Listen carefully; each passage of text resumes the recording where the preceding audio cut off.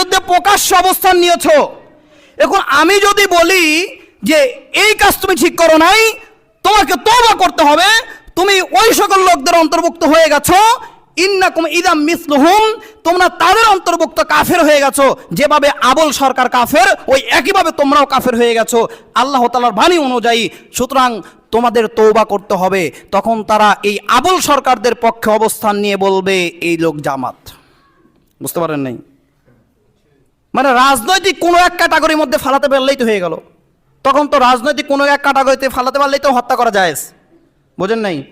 বাংলাদেশের রাজনীতি কি, যে কোনো এক গ্রুপের মধ্যে ফালাতে পারলে হত্যা করা জায়েজ হয়ে যায়। তখন যে কোনো এক গ্রুপে, এই হলো অবস্থা।